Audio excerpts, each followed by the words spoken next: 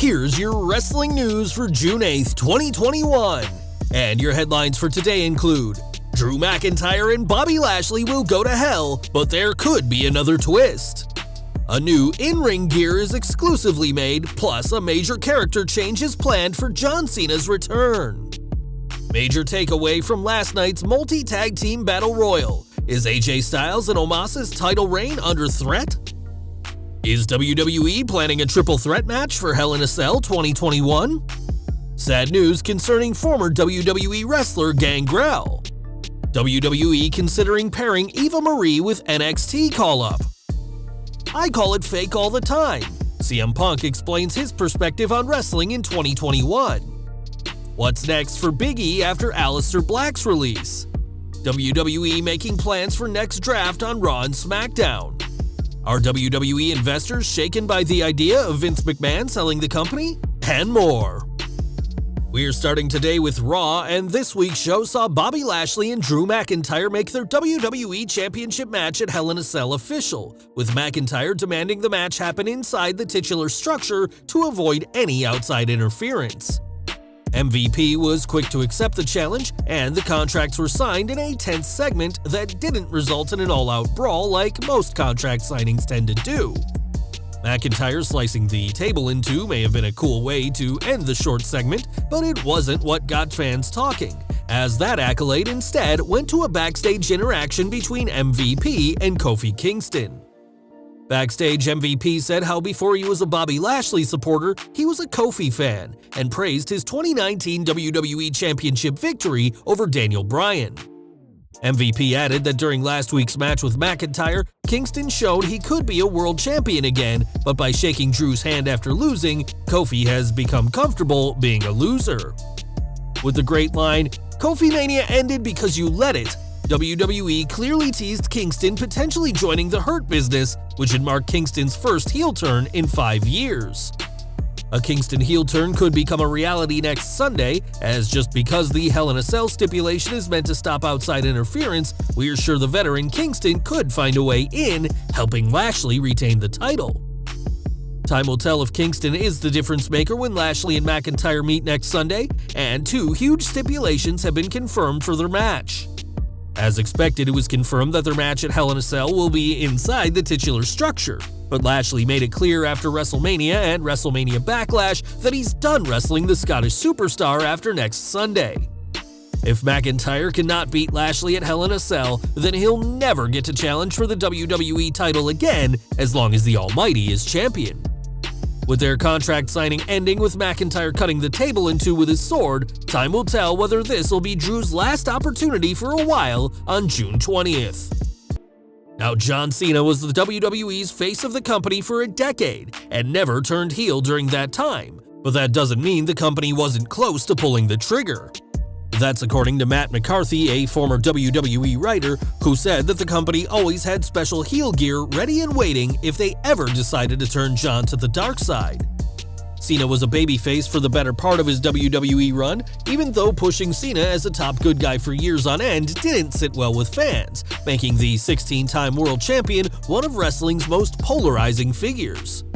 On the latest edition of the We Watch Wrestling podcast, McCarthy discussed the heel turn that never happened, saying, "I don't know what the gear was, but he had specific gear made ready and waiting, and then obviously we know it never happened. Cena was like, if I'm going heel, I want to go full heel, and it did get close enough to the point where, and I'm sure he still has this gear, like Cena had gear made for the heel turn, you know? No longer the jorts." Cena losing his jorts would be like Superman ditching his cape, and whilst he never turned heel as a top star, Cena was heel for a brief period of time in 2003, feuding with top babyfaces like Brock Lesnar, The Undertaker, and Chris Benoit on SmackDown. Cena's popularity, however, was undeniable, and the company turned him face in late 2003, strapping a rocket to his back in 2004, culminating in the first of his 16 world title wins at WrestleMania 21 in 2005. Cena's popularity, especially among WWE's younger fans, was on a completely different level, and WWE wisely capitalized on it, producing countless pieces of merchandise and having the babyface headline numerous shows and pay-per-views. Despite the cries for Cena to turn heel, it never happened, but it's interesting that WWE had gear made if they ever went that route, and it could soon be used. With Cena set to return on the road to SummerSlam, it's been reported that WWE is preparing to dust off this heel garb in time for Cena's return after Hell in a Cell 2021 and long overdue heel turn. WWE's belief is that Cena has garnered a lot of heat with his Hollywood career, something he criticized The Rock over in their 2012 feud, and that his recent groveling apology to China has made fans hate him even more. Though Cena is set to feud with Universal Champion Roman Reigns, who is a heel, WWE realizes now that heel-face dynamics aren't as black and white, and live fans at SummerSlam are likely to cheer the full-time, consistently impressive Tribal Chief. What would have been your reaction if Cena had turned heel during his time as a main event star? And are you ready for a heel Cena in 2021? Sound off in the comments below. More from Raw now, and after going through the New Day and Elias and Jackson Ryker, Raw Tag Team Champions AJ Styles and Omos have new challengers.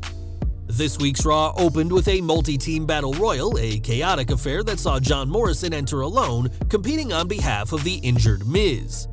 On commentary, AJ Styles was able to roast all the teams involved, and although fans expected RK Bro to win, that wasn't the case.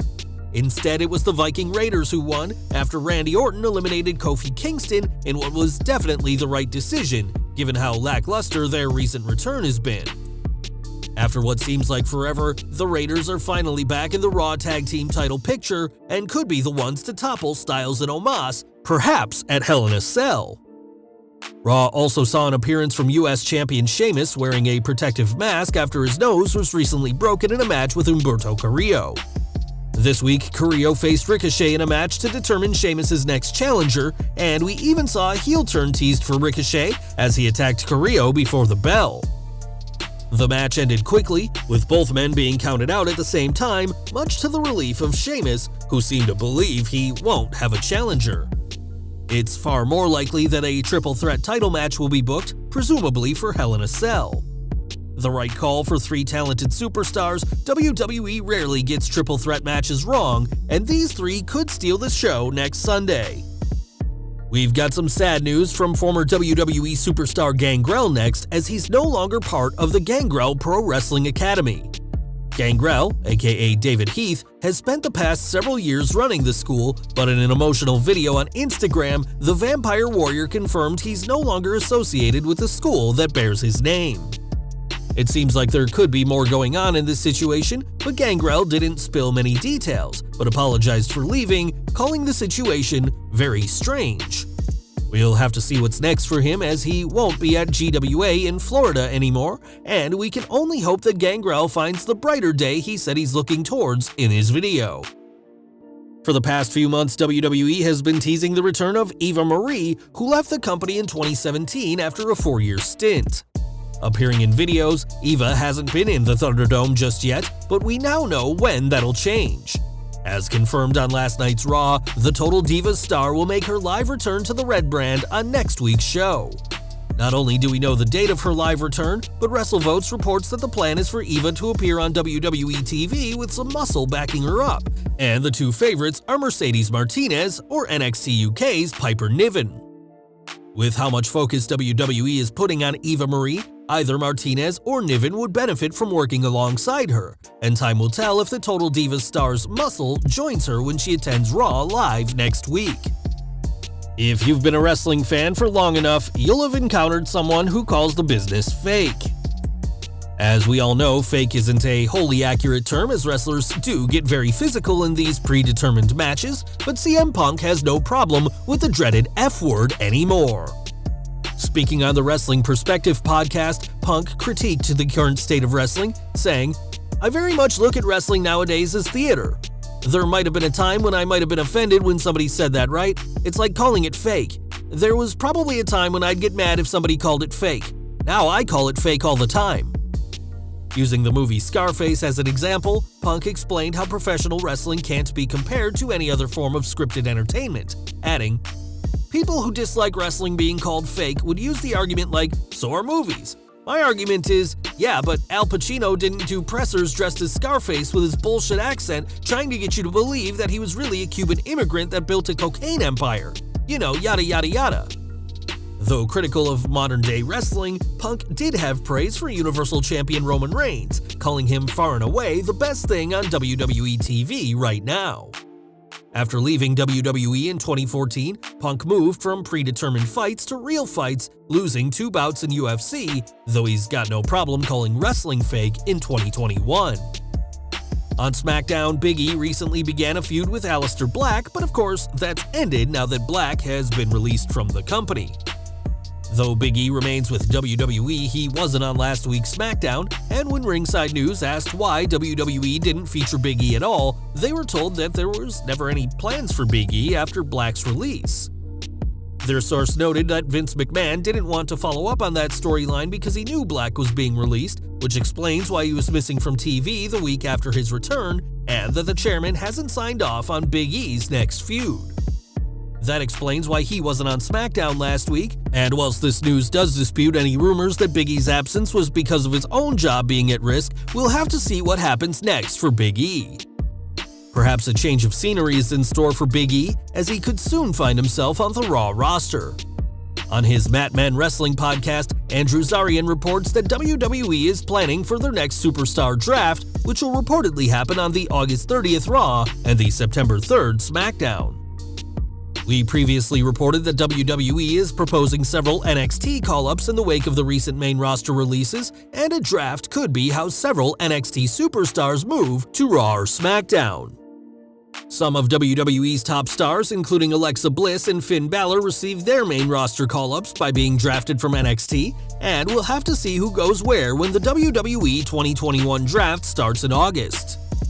And we're ending with WWE, who've fired over 50 people, including 60 behind-the-scenes employees recently, leading to speculation that Vince McMahon could be getting ready to sell. WWE's widespread budget cuts and streamlining the company's various departments into one media division does indeed hint that WWE is trying to make themselves look appealing to buyers, but it seems investors aren't too worried about a potential sale. Brandon Thurston of WrestleNomics noted on Twitter that despite the rumors of McMahon selling the company, that hasn't changed Wall Street's assessment of the company. He said, "I talked with 5 people in the WWE investor community in the last 24 hours about the notion that the company's recent actions indicate they're preparing for a sale. Not one of them thought so. Even the stock price is no selling wrestling Twitter. If investors did believe WWE were preparing to sell, the stock value would be changing dramatically. And whilst rumors persist that McMahon and Nick Khan are looking for a buyer, Wall Street isn't taking any notice." Well guys, that's our news for today. Please share your comments below. Also hit the like button, subscribe to our channel, and hit the bell icon to receive all notifications. And as always, thanks for watching.